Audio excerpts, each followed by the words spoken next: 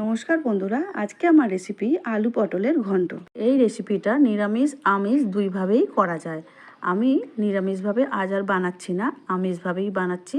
তোমরা চাইলে নিরামিষভাবেই বানাতে পারো। প্রথমেই কড়াতে বেশ খানিকটা সর্ষের তেল দিয়ে 1 চামচ জিরে ফোড়ন দিয়েছি।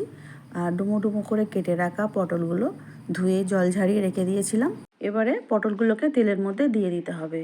সমস্ত পটলটাই তেলের মধ্যে দিয়ে দেওয়া হয়েছে আর খুব ভালো করে ভেজে নিয়ে লাল লাল করে তুলে নিতে হবে। দেখতেই পাচ্ছ পটল খুব সুন্দর লাল লাল করে ভাজা হয়ে গেছে। এখন একটা প্লেটের মধ্যে তুলে নিচ্ছি।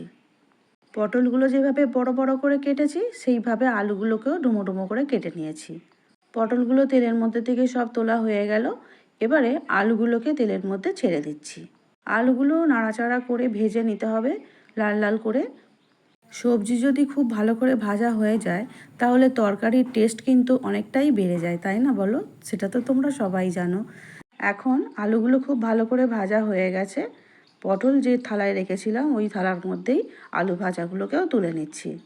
পটল আর আলু ভাজার যে অবশিষ্ট তেলটা ছিল ওই তেলের মধ্যেই 1/2 চামচ আদা বাটা, 1/2 চামচ রসুন বাটা দিয়ে দিলাম।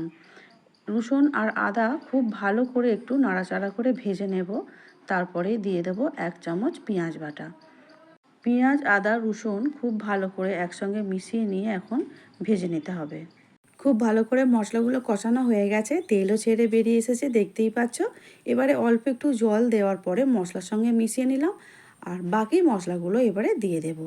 1 চামচ জিরে গুঁড়ো, 1 চামচ ধনে গুঁড়ো, লঙ্কা হলুদ গুঁড়ো 1 চামচ করে আর পরিমাণ মতো চিনি 1 চামচ দিয়ে দিলাম। আর খুব ভালো করে সমস্ত মশলা একসঙ্গে মিশিয়ে নিচ্ছি, আবারও একটু কষে নিলাম।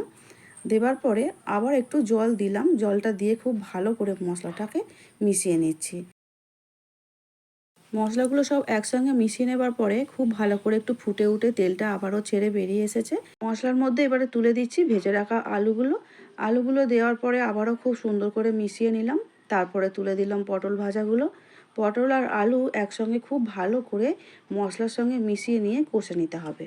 এবারে রান্নার টেস্টটা কিন্তু কষার ওপরেই নির্ভর করবে। যতটা ভালো করে মশলার সঙ্গে সবজি কষবে ততটাই সুন্দর টেস্ট হবে। এবারে ভালো করে কষা হয়ে গেছে, পরিমাণ মতো জল এখানে দিয়ে দিলাম। ছোট বাটির 1 বাটি গোবিন্দভোগ চাল আমি ধুয়ে জল ঝারিয়ে রেখেছিলাম। পুরো চালটাই এখন তরকারির মধ্যে দিয়ে দিলাম।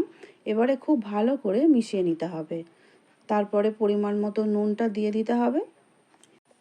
নুন দিয়ে আবারও খুব ভালো করে মিশিয়ে নিতে হবে। এরপর ঢাকা দিয়ে দিতে হবে 10 মিনিটের জন্য। 10 মিনিটের মাঝে একবার খুব ভালো করে নাড়াচাড়া করে নিয়েছিলাম। আবারও ঢাকা খোলার পর খুব ভালো করে একটু নাড়াচাড়া করে নিচ্ছি।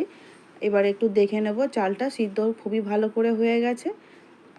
এবারে সবশেষে দিয়ে দেব 1 চামচ ঘি। পটল আলু চাল যখন সব কিছু একসঙ্গে খুব ভালো করে সিদ্ধ হয়ে গেছে তখন ঘিটাকে খুব ভালো করে সমস্ত কিছু একসঙ্গে মিশিয়ে নিতে হবে। এবারে গ্যাস অফ করে ঢাকা দিয়ে রেখে দেব। পটল আলুর ঘন্ট আমাদের একদম রেডি হয়ে গেছে। একটা সার্ভিং প্লেটের মধ্যে এখন তুলে নিচ্ছি। আমার ভিডিও ভালো লাগলে লাইক শেয়ার সাবস্ক্রাইব করার অনুরোধ রইল। ফেসবুক পেজ থেকে দেখছো বন্ধুরা, পেজটিকে ফলো করে দিও প্লিজ। সবাই খুব ভালো থেকো। আমার ভিডিওটা দেখার জন্য অসংখ্য ধন্যবাদ।